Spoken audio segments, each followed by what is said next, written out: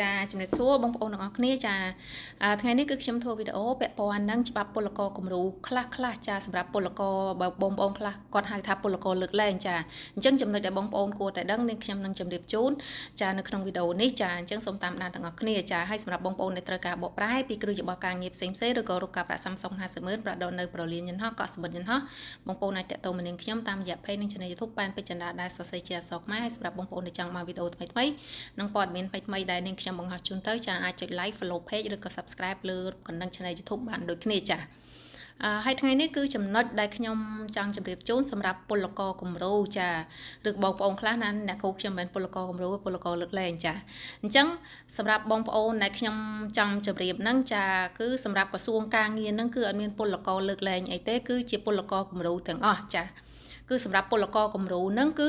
ច្បាប់គេកែប្រែថ្មីពីពិបាកឲ្យមកងាយស្រួលចាសម្រាប់ពីមុនមកបើសិនជាយើងដូររោងចក្រយើងដឹងហើយដូររោងចក្រដោយមូលហេតុយើងផ្ទាល់ខ្លួនឬក៏មូលហេតុព្រមព្រៀងគ្នាអីហ្នឹងគឺយើងអាចមកបានទេប៉ុន្តែច្បាប់ពលករគំរូថ្មីដែលគេកែប្រែឲ្យយើងមានភាពងាយស្រួលហ្នឹងឲ្យតើរោងចក្រចុងក្រោយយើងធ្វើការបាន1ឆ្នាំឡើងទោះជាយើងដូរការងារពីមុនមកដោយសារមូលហេតុអ្វីក៏ដោយឲ្យតែថៅកែចុងក្រោយហ្នឹងគាត់ចង់យកយើងមកជាពលករគំរូគាត់អាចដាក់ពាក្យយកមកបានចាអាហ្នឹងណាគឺច្បាប់ពលករគំរូថ្មីចាហើយសម្រាប់បងប្អូនដែលថៅកែដាក់ជាពលករគំរូហើយមុននឹងយើងទៅផ្ទះចាកុំភ្លេចសុំគាត់ copy កិច្ចសន្យាថ្មីហើយនឹង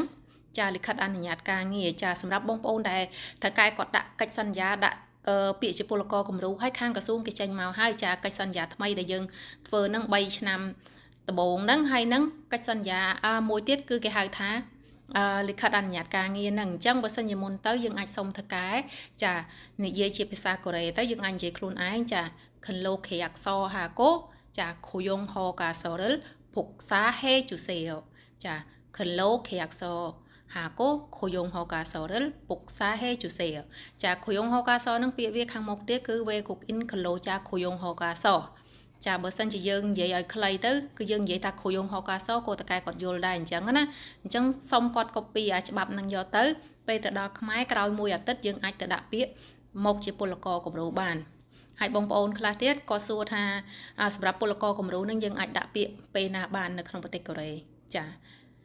អញ្ចឹងបងប្អូនខ្លះអ្នកគ្រូខ្ញុំចង់ឲ្យអ្នកគ្រូរៀបជាពលករគំរូក៏មានដែរបងប្អូនខ្លះគាត់និយាយអញ្ចឹងណាចាប៉ុន្តែសូមជម្រាបថាសម្រាប់ពលករគំរូហ្នឹង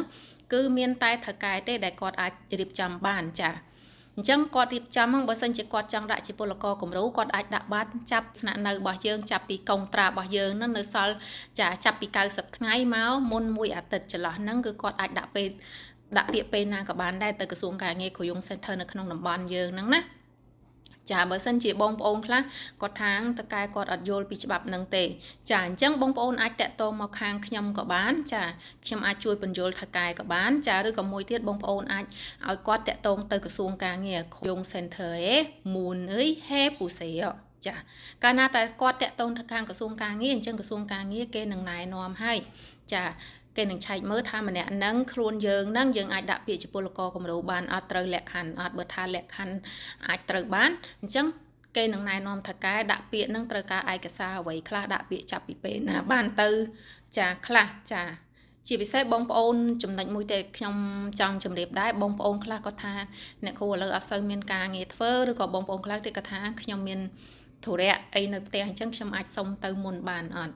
ចាសម្រាប់ពលករគំរូនឹងបើសិនជាយើងមានធុរៈយើងអាចសុំថៅកែទៅមុន60ថ្ងៃបានចា60ថ្ងៃមុនបានណាឲ្យថៅកែគាត់យល់ព្រមគាត់ដាក់ឯកសារហើយយើងអាចចាក់ចេញទៅបានហើយអត់មានជាបញ្ហាទេហើយសម្រាប់ពលករគំរូពេលនេះគឺយើងដឹងស្រាប់ហើយគឺលឿនណាស់បងប្អូនខ្លះខ្ញុំជូនទៅពលានអីអត់តាន់បាន